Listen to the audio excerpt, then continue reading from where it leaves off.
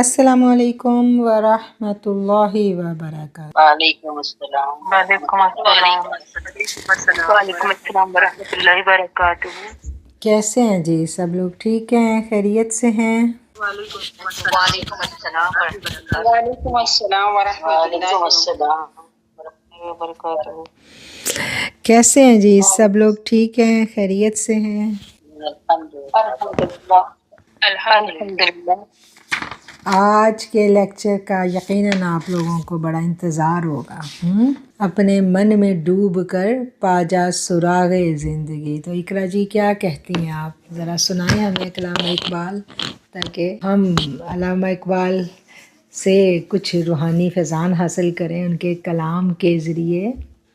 اپنے من میں ڈوب کر پا جا سراغ زندگی، اپنے من میں ڈوب کر پا جا سراغ زندگی، تو اگر میرا نہیں بنتا نہ بن اپنا تو بن، تو اگر میرا نہیں بنتا نہ بن اپنا تو بن، پھر چراغ لالا سے من کی دنیا، من کی دنیا، سوز و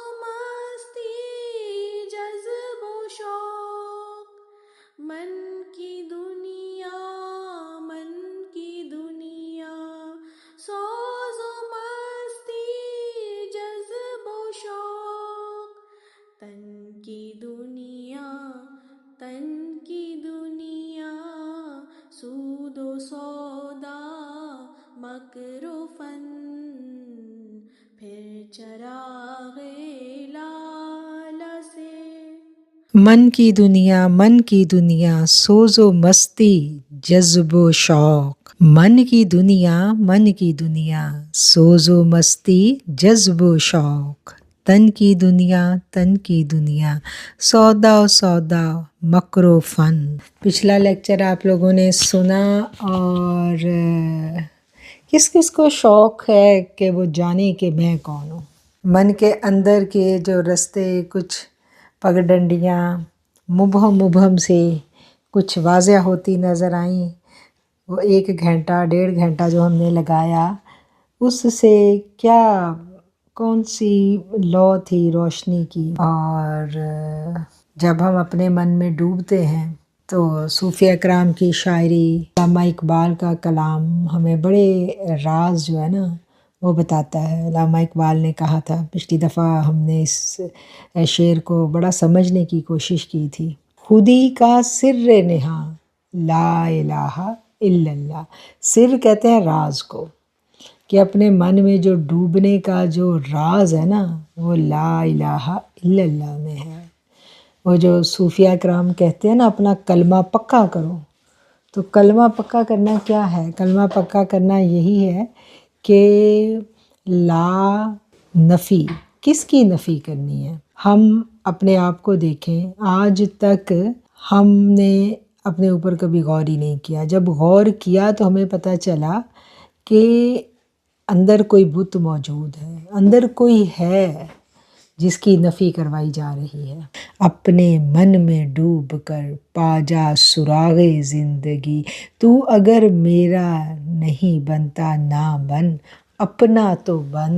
ان اشعار کو جب ہم سمجھنے کے لیے تھوڑا سا غور و فکر کریں تو ہمیں پتہ چلتا ہے کہ من کی دنیا جو ہے نا، اس کے اندر افرنگی کا راج نہیں ہوتا، اس میں سائنس اور ٹیکنالوجی جو ہے نا اس کی حکمرانی نہیں ہے، نہ مال و دولت کی حکمرانی ہے۔ جب روح بیدار ہو جاتی ہے اور عالم بالا کی سیر ایک دفعہ کر لیتی ہے، ایک دفعہ اس کو اسپرچول اویکننگ جس کو کہتے ہیں وہ نصیب ہو جاتی ہے، تو پھر یہ جو سائنس، یہ ٹیکنالوجی، یہ فرنگی کا راج، یہ اس کے لیے کوئی کوئی وقت کوئی حیثیت نہیں رکھتا۔ پھر اس کو پتہ چل جاتا ہے کہ یہ جو تن کی دولت ہے نا، یہ چھاؤں ہے، یہ مال جو ہے یہ آتا ہے جاتا ہے، مال کے اوپر بھی کوئی تصرف نہیں ہے ہمارا۔ وہاں تو سارے کے سارے جو ہے نا وہ اپنے رب کے آگے سر بسجود ہوتے ہیں۔ وہ رب جب اس کی تجلی انسان پا لیتا ہے، اس کی تجلی دل کے آئینے میں ایک مرتبہ ظہور پذیر ہو جاتی ہے اور من کی جو آنکھ ہے وہ کھل جاتی ہے، پھر یہ ساری چیزیں جو ہے نا یہ بے معنی ہو جاتی ہیں۔ تو یہ تن من کا راز ہے جس کو صوفیہ کرام کی شاعری سے سمجھتے ہیں۔ اور رب سے ملن کی راہیں ہم نے، میرا خیال ہے 14-15 لیکچرز جو تھے اس میں گفتگو کی اس بات پر کہ جب ہم من سے اپنے رب سے ملن کی راہوں پر چلتے ہیں تو رستے میں کیا کیا مشکلات آتی ہیں، کیا کیا پریشانیاں ہمیں بھگتنی پڑتی ہیں، کیسے ہم نے اپنا بچاؤ کرنا ہے۔ اور اب ہم اپنی پہچان کے سفر پر نکلے ہیں۔ یہ جو میں کون ہوں، یہ جو سیریز ہم نے شروع کی ہے، یہ اپنی پہچان کی سیریز ہے، اور اپنی پہچان جو ہے نا یہ اتنی آسان نہیں ہے۔ کیونکہ اپنی پہچان کے سفر پر وہی نکلتا ہے جو اپنے رب سے ملن چاہتا ہے۔ یہ سفر آسان سفر نہیں ہوتا۔ اور اپنے رب سے ملن کون چاہتا ہے؟ کون ہے جو اپنے رب سے ملنا چاہتا ہے؟ عقل سے سوچیں، کون ملنا چاہتا ہے؟ آپ لوگ کیا کہتے ہیں؟ کوئی ہے ہم میں سے جس کو دنیا کی ہر آسائش مل جائے اور وہ پھر بھی کہے مجھے اپنا رب چاہیے؟ کون ہے ایسا؟ ایسا ہوتا ہے؟ کیا خیال ہے ہوتا ہے ایسا؟ کیا کہتے ہیں آپ لوگ؟ میری ذرا مدد کریں۔ ایسا ہوتا ہے ویسے حقیقت میں؟ السلام علیکم باجی۔ وعلیکم السلام۔ کہ یہ صرف کتابی باتیں ہیں؟ جی وعلیکم السلام۔ ایسا ہوتا ہے باجی، کیونکہ اگر سب کچھ مل جائے، ہر چیز مل جائے، پھر بھی انسان کا دل اندر سے خالی خالی لگتا ہے۔ ٹھیک تو ہے، ہوتا ہے۔ یعنی آپ کیا کہتی ہیں؟ بجن دو چیزیں یہ پیرالل نہیں چل سکتی کہ ہم کہیں کہ دنیا بھی ہمارے ساتھ ہے اور ہم اپنے رب سے بھی پاس۔ تو دنیا صرف اسی قدر لینی ہوتی ہے جتنی ہمیں ضرورت ہوتی ہے، آسائش کے لیے اور خواہشات کے لیے۔ نہیں، اگر یہ ساری چیزیں دیکھیں اگر دنیا مل گئی ہے، اگر دنیا مل گئی ہے تو پھر رب کی طلب رہ جاتی ہے۔ جب دنیا ملتی ہے تو کہا کہ دنیا مل جائے تب بھی رب کی طلب رہتی ہے، ٹھیک ہے، اس نے یہ کہا۔ تو آپ بتائیں، آپ کیا کہتی ہیں؟ بجن یہ تو پھر دو چیزیں، دنیا اگر مل جائے لیکن دنیا کو دل میں نہیں ملنا چاہیے۔ نہیں، جو یہ اگلی دل بات ہے وہ دیکھیں، آپ اگلی بات کریے، میرے سوال کو سمجھے۔ میں یہ کہہ رہی ہوں کہ اگر ہمیں دنیا مل گئی، ٹھیک ہے، لائف بڑی اچھی چل رہی ہے، زبردست، ٹھیک ہے جی سر، پھر بھی رب چاہیے؟ نہیں، یہ نہیں ہو سکتا، پھر یہ نہیں ہو سکتا۔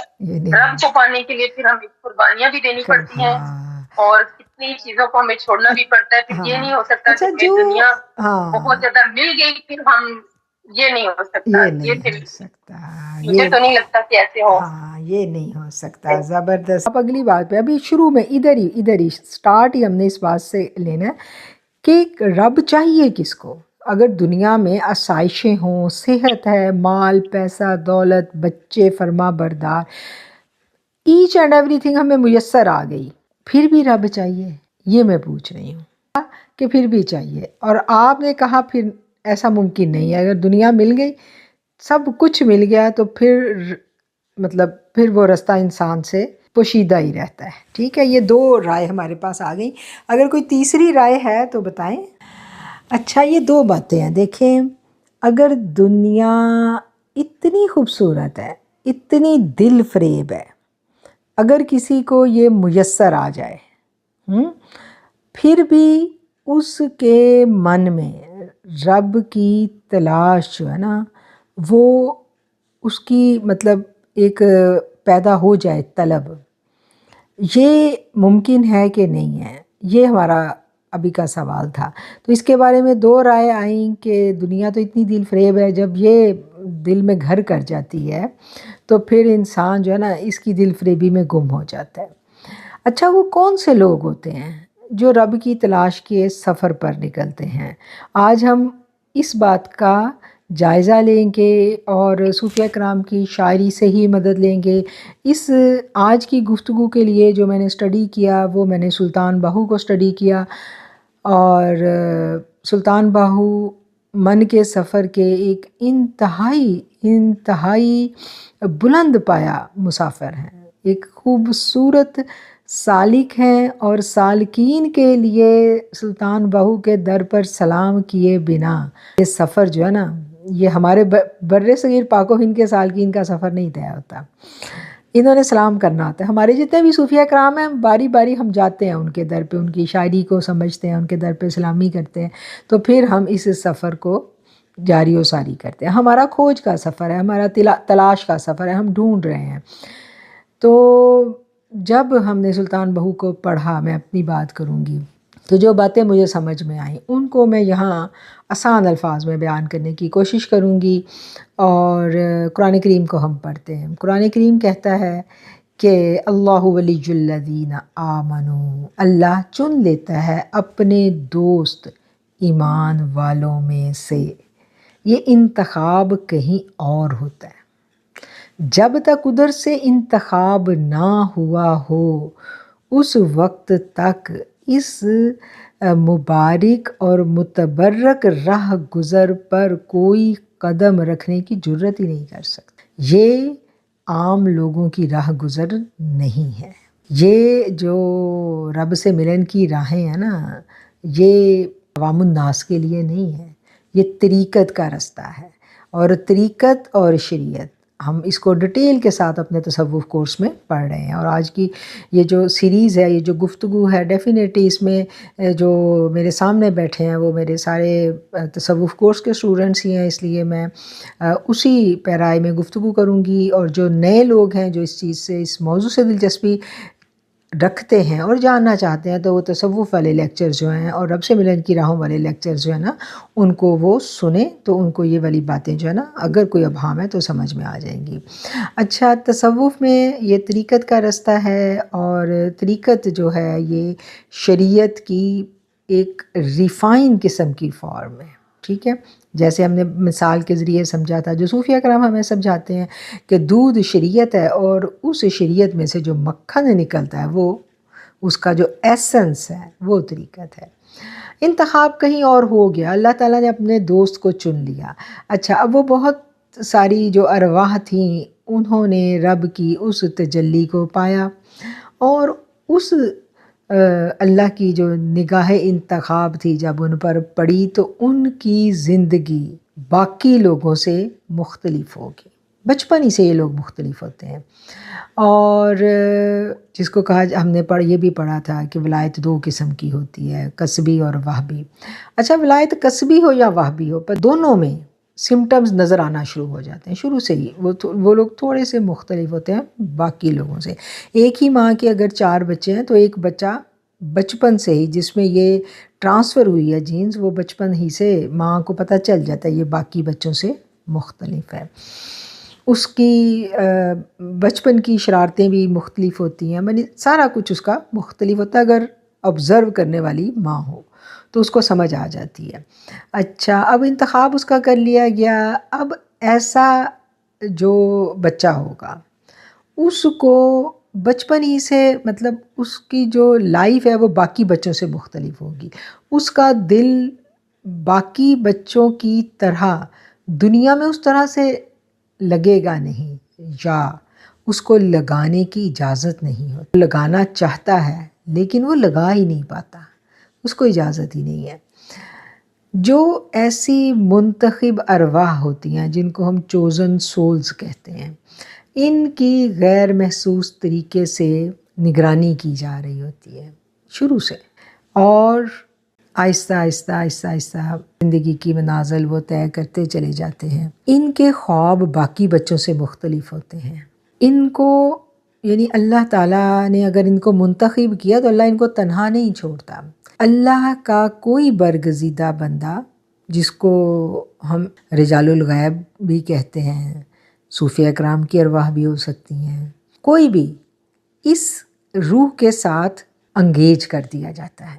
عالم بالا میں ہمیں نہیں پتہ، ہمارے گھر میں ہی وہ بچہ پل رہا ہوگا، اس کے خواب مختلف ہوں گے، اس کی تنہائیاں مختلف ہوں گی، اس کو ایک عجیب قسم کی رہنمائی ملتی رہے گی۔ اچھا، اب کیا ہوتا ہے کہ جس بچے میں یہ چیز ہوتی ہے وہ بچہ ڈیفینیٹلی باقیوں سے مختلف ہے، اور اس میں دو باتیں ابھی ہم نے سمجھی کہ ایک تو ایک روح جو ہے کسی بھی اللہ کے ولی کی اس کے ساتھ انگیج کر دی جاتی ہے، آپ ایسا سمجھ لیں کہ اس کو اس کے زیر تربیت کر دیا جاتا ہے۔ اچھا، اب اس میں دو باتیں ہیں، یہ بھی سمجھنے کی چیز ہے۔ ایک یہ ہے کہ خواتین اور مرد دونوں ہوتی ہیں، کیونکہ روحوں کا انتخاب عالم بالا میں ہی اللہ نے کر لیا تھا، ٹھیک ہے؟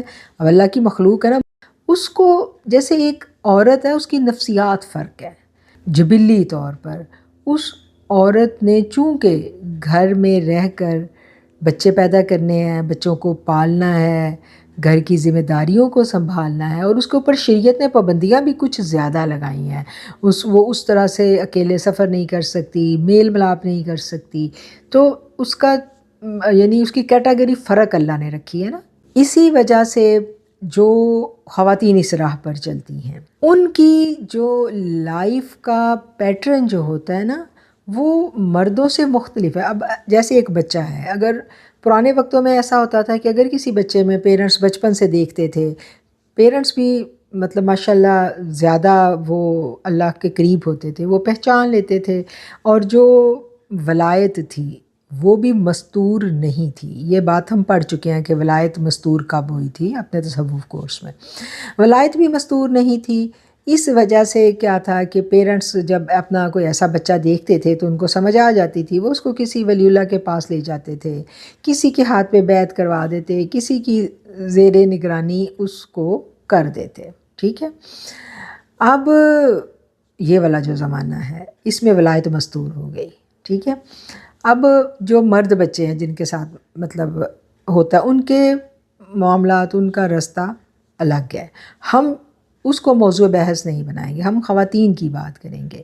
اچھا، اب جو خواتین ہیں ان کا کیا ہے کہ جب کوئی کسی خاتون کا اللہ تعالیٰ اس راہ پہ انتخاب کرتا ہے تو اس خاتون کے ساتھ بھی ڈیفینیٹلی اب اس کو اللہ نے منتخب کیا، اللہ اس کو چھوڑے گا تو نہیں نا، اس کی بھی غیر محسوس طریقے سے تربیت کا انتظام ہو جاتا ہے، اس کی غیر محسوس طریقے سے نگرانی کی جا رہی ہوتی ہے، اور ایک روح اس کے ساتھ انگیج کر دی جاتی ہے، یعنی اس کو کسی نہ کسی کے حوالے کر دیا جاتا ہے روحانی طور پر۔ آپ کو نہیں پتہ، اس کو نہیں، خود بھی نہیں پتہ ہوتا، لیکن سسٹم قدرت کا چل رہا ہوتا ہے، اس کو کسی کی زیر تربیت اور زیر نگرانی دے دیا جاتا ہے۔ اب کیا ہوتا ہے کہ وہ جس کی زیر تربیت اور زیر نگرانی ہے وہ اس پر نگاہ رکھے ہوئے ہوتا ہے، اس کی رہنمائی ہو رہی ہوتی ہے، اس کو خوابوں کے ذریعے رہنمائی ہو رہی ہوتی ہے، اور اس کو کسی نہ کسی طریقے سے، مختلف طریقے ہوتے ہیں، اس طریقے سے اس سے ملوایا بھی جاتا ہے۔ اچھا، پہلے خوابوں میں آئے گا، پھر اس کے بعد جو ہے وہ مطلب وہ خاتون جو ہے وہ پریشان ہے، وہ بھاگے گی، دوڑے گی، ادھر جائے گی، ادھر جائے گی، اس پیر کے در پہ، اس پیر کے در پہ، کسی پیر سے اس کو وہ ملتا نہیں ہے جو اس نے چاہا، جو اس کی طلب کو پورا کرے، وہ طلب جو اس کی تنہائیوں میں پوری ہو رہی ہے، یعنی وہ اگر تنہائی میں بیٹھ کے عبادت کرتی ہے، غور و فکر کرتی ہے، تو اس کی رہنمائی ہو رہی ہوتی ہے، جو تجلیات و انوارات اس کو مل رہے ہوتے ہیں جب وہ اپنے ارد گرد ڈھونڈتی ہے، مطلب اس کو تو نہیں پتہ نا، وہ تو نیٹ پہ ڈھونڈے گی، آج تو نیٹ کا دور ہے، نیٹ پہ ڈھونڈے گی، اس کو پتہ چلا فلانا بزرگ، فلانا پیر، اس کے پاس جائے گی، اس سے رابطہ کرے گی، اس سے کانٹیکٹ کرنے کی کوشش کرے گی، وہ بڑا بھاگے گی، بڑا دوڑے گی، اس بھاگ دوڑ میں اس کو وہ چیز ہی نہیں ملے گی۔ اچھا، اب یہاں پر اس بھاگ دوڑ میں وہ اپنا بہت نقصان بھی کر سکتی ہے، ٹھیک ہے؟ اور یہ سفر جو ہے نا، یہ سفر بڑا مشکل ہے۔ صوفیہ کرام لکھتے ہیں کہ اگر 100 بندہ اس سفر کے لیے منتخب ہوتا ہے تو منزل مقصود تک پہنچنے والوں کی جو پرسنٹیج ہے نا وہ بہت کم ہے. 90% تو رستے میں ہی ہو جاتے ہیں. مطلب کہا جاتا ہے کہ جی 50% تو بالکل ہی شروع میں ہی گئے اور باقی جو ہے 25% جو ہے وہ کچھ نہ کچھ ملا اور بس اسی پہ اپنی پیری فقیری جما کے اسی کی مستی میں مست ہو گئے.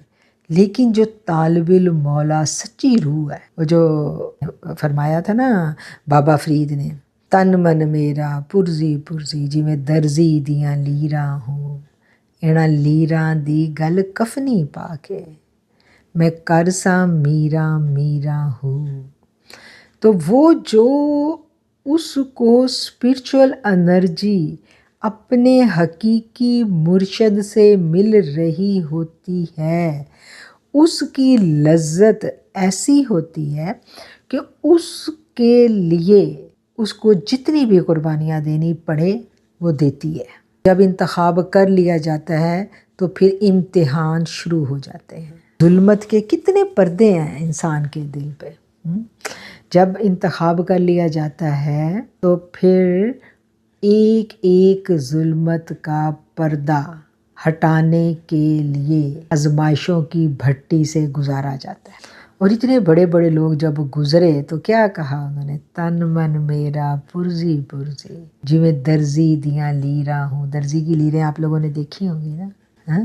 تو اینا لیراں دی گل کفنی پا کے، تو وہ ساری اذیتیں سارے دکھ برداشت کرنے کے باوجود استقامت میں کوئی فرق نہیں آتا، استقلال میں بھی کوئی فرق نہیں آتا. کیونکہ وہ اپنے رب کی تجلی کو پا چکا ہوتا ہے، اور جس نے وہ تجلی پا لی اس کو آپ جتنی مرضی دلیلیں دو. ابھی ہم نے علامہ اقبال کا پڑھا نا، انہوں نے کیا کہا، فرنگی نہ برہمن کچھ نہیں کچھ نہیں. پھر کوئی جتنا مرضی اپنے علمی دعوے کرے وہ اس کے دعوے سنے گا اور وہ چپ کر کے وہاں سے کھسک لے گا.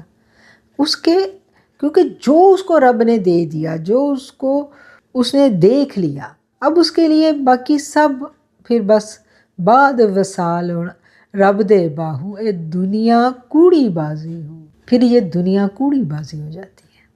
تو ایسے کون سے لوگ ہیں، وہ کیسے اس مقام تک پہنچتے ہیں؟ یہ سفر آسان سفر نہیں ہوتا. سالک کے لیے یہ سفر جو ہے نا یہ بڑا مشکل سفر ہے. اور کہا جاتا ہے نا وہ اس کے گھر کا پتہ ڈھونڈتے ڈھونڈتے ڈھونڈنے والا خود لاپتہ ہو گیا. پھر جو اللہ والے ہوتے ہیں نا ان کو اپنی بھی خبر نہیں رہتی، وہ اپنی ذات سے بیگانہ ہو جاتے ہیں، وہ دوئی سے نکل جاتے ہیں، میں اور تو کا جھگڑا ہی ختم ہو جاتا ہے. پھر صرف ایک ذات رہ جاتی ہے. یہ جو میں سے دوئی کا سفر ہے یہ سفر آسان سفر نہیں ہوتا.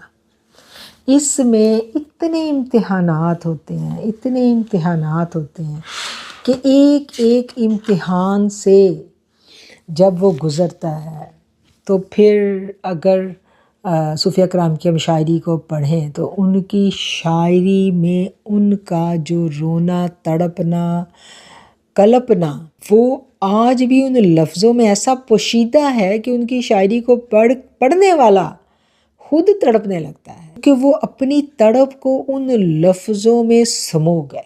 آفاقی شاعری، آفاقی کلام ہو گیا نا وہ.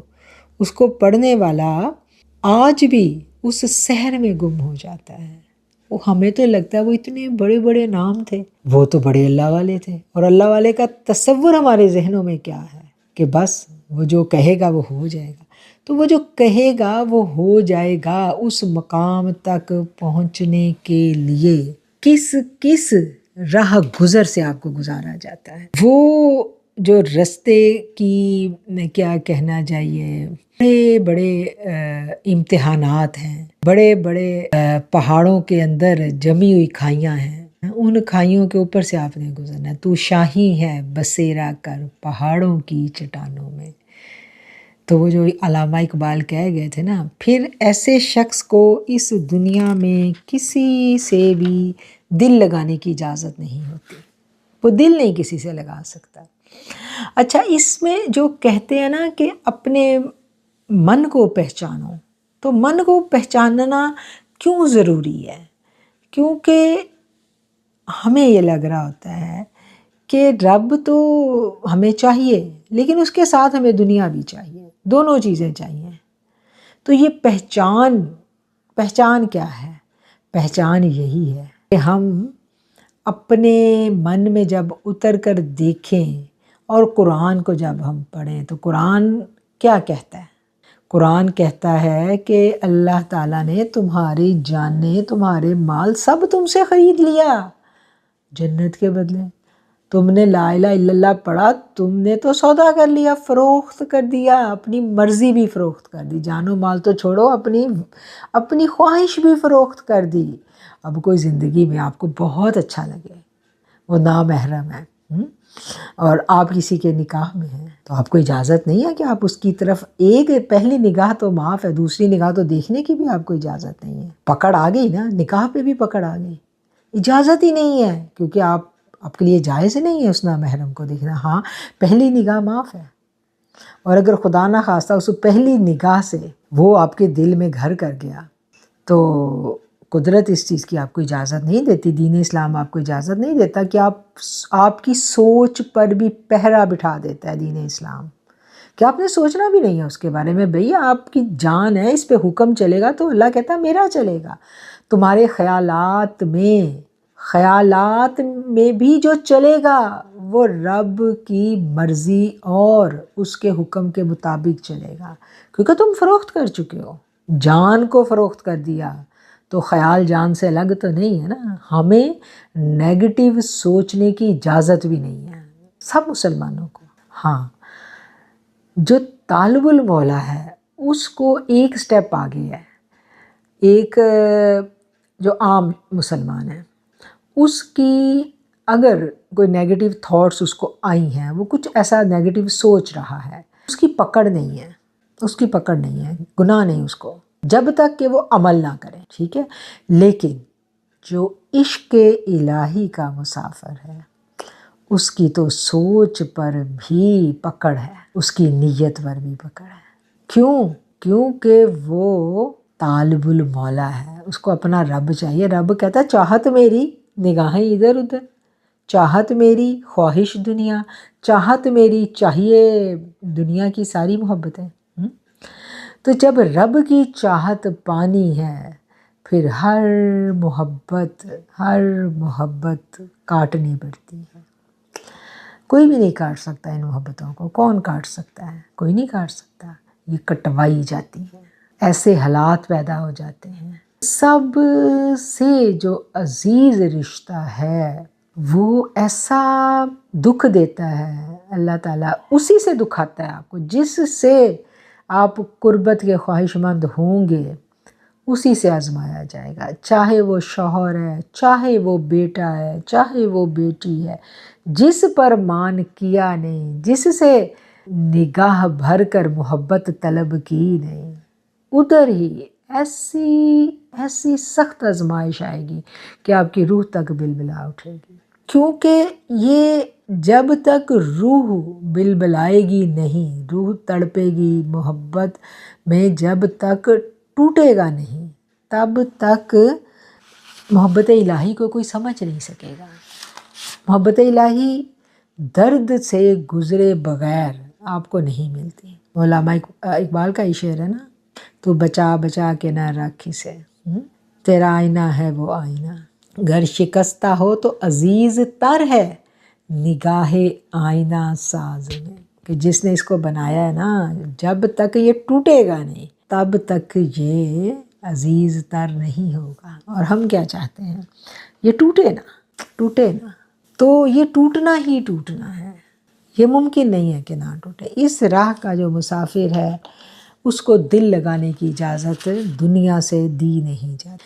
اور بس ایسا ہی ہے یہ رستہ، عشق الہی کا جو رستہ ہے، اس پر گزرنے کے لیے من کے اندر ڈوب کر زندگی کے راز کو پانا ہے، اور زندگی کے راز کو جب ہم پانے نکلتے ہیں تو ہمیں پتہ چلتا ہے کہ خودی کا سر نہاں لا الہ الا اللہ، کہ یہ جو اس کا راز ہے وہ تو کلمے میں پوشیدہ ہے، اور کلمہ جب ہم پکا کرنے نکلتے ہیں تو ہمیں پتہ چلتا ہے کہ کلمہ پکا بڑا مشکل ہے۔ زبانی کلمہ ہر کوئی پڑھدا، دل دا کلمہ کوئی ہو۔ سلطان بہو نے فرمایا تھا کہ دل دا کلمہ کوئی ہو، یہ ہر بندے کے پڑھنے کا کام بس کی بات ہی نہیں ہے، یہ کوئی ہے جو دل سے سارے بت نکال کر ان کو پاش کرے، یہ آسان نہیں ہے۔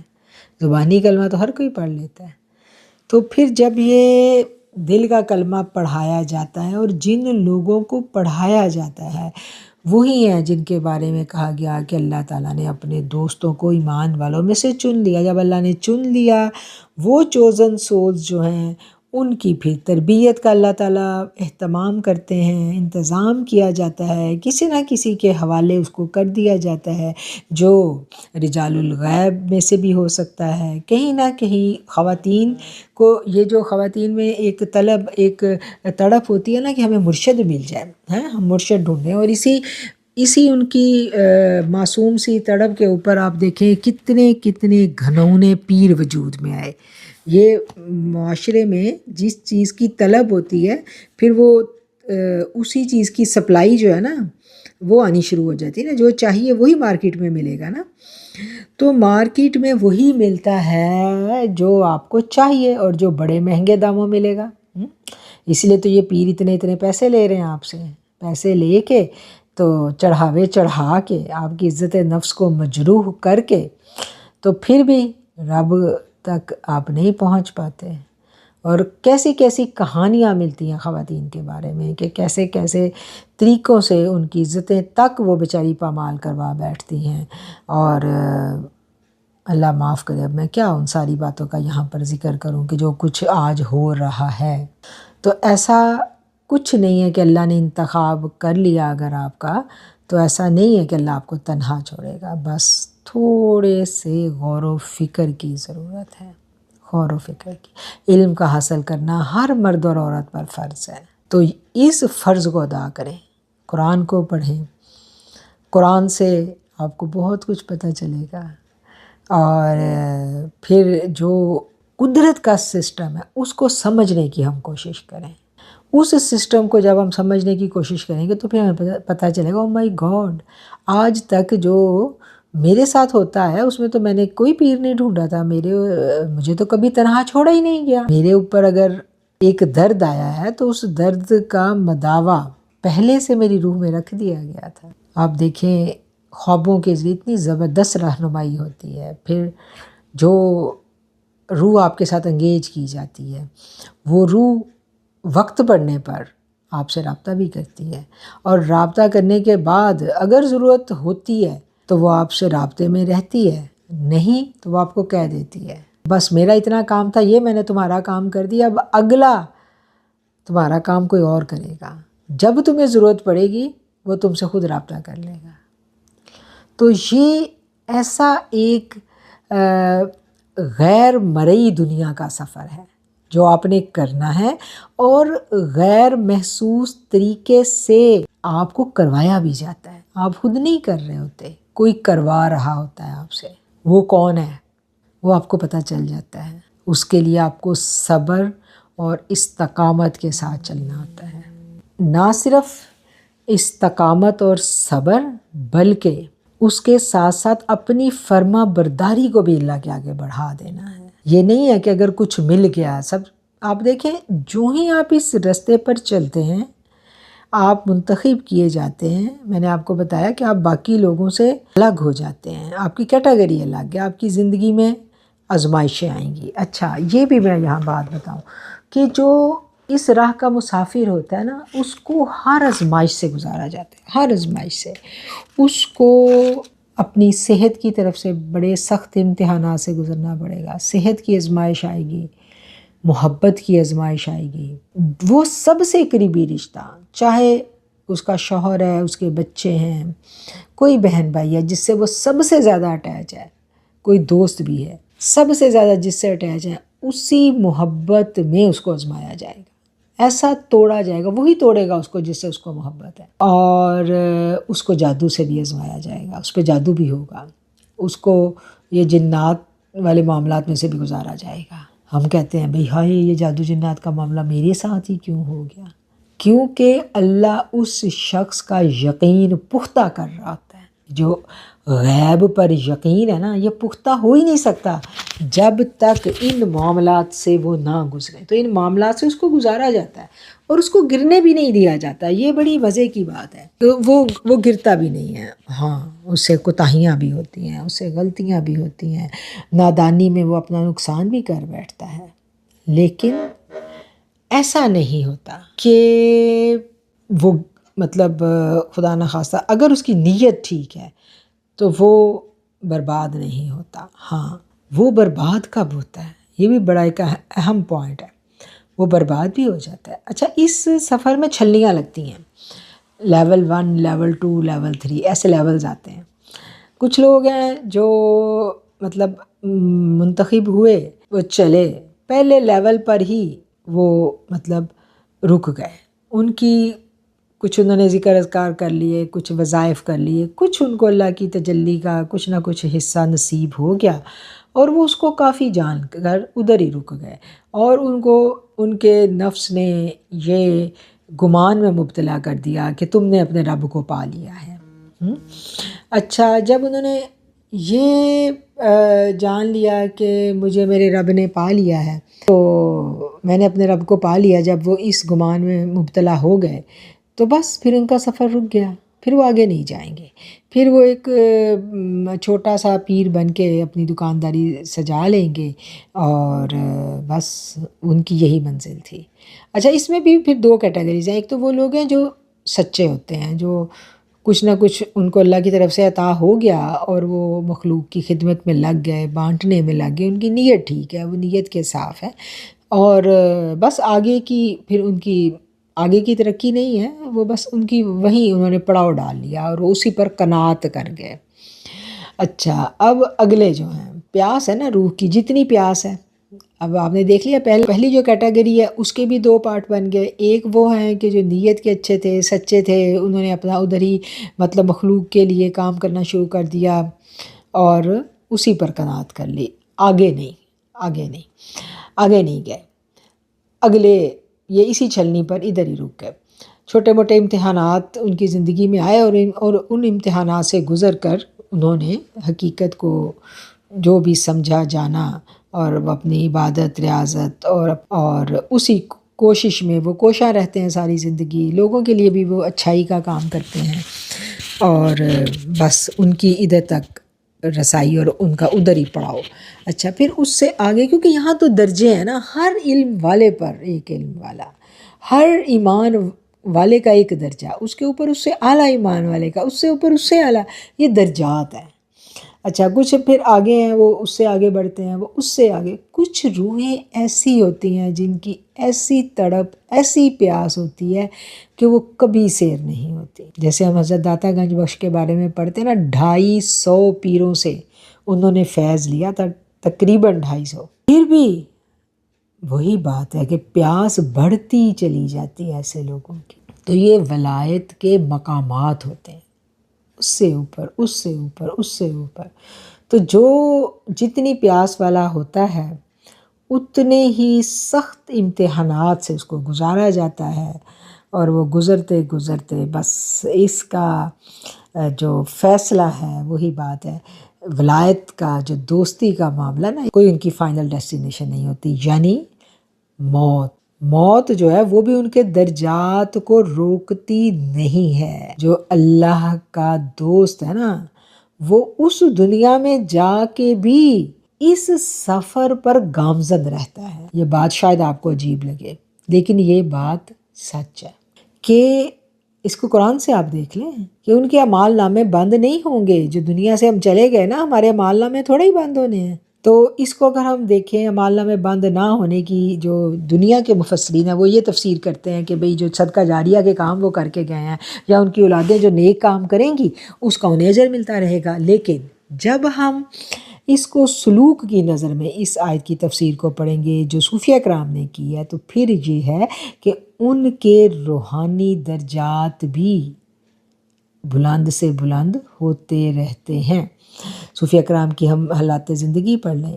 اگر اچھا اس میں ایک اور بڑی دلچسپ بات ہے کہ صوفیہ کرام جو راہ سلوک پر چل رہے ہوتے ہیں رستے میں ان کو موت آ گئی، وہ دنیا سے پردہ فرما گئے. اب اس دنیا میں ان کے روحانی درجات جو ہے نا وہ کیسے طے ہوں گے؟ تو ادھر بھی ان کے ساتھ کوئی نہ کوئی سول جو ہے نا وہ انگیج کی جاتی ہے. یہ بڑی دلچسپ بات ہے اور ایسے قصے ہمیں صوفیہ کرام کی حیات مبارکہ کو جب ہم پڑھتے ہیں تو ہمیں ملتے ہیں.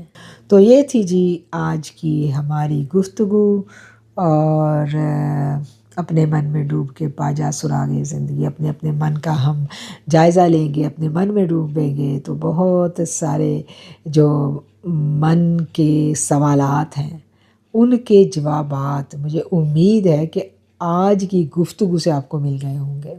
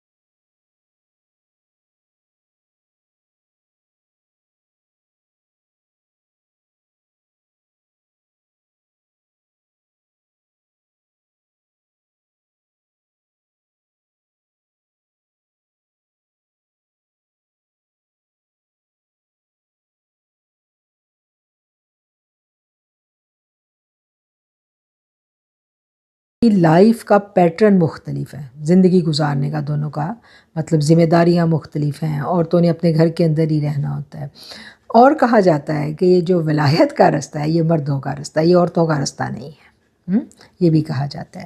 لیکن اس راہ پر عورتیں بھی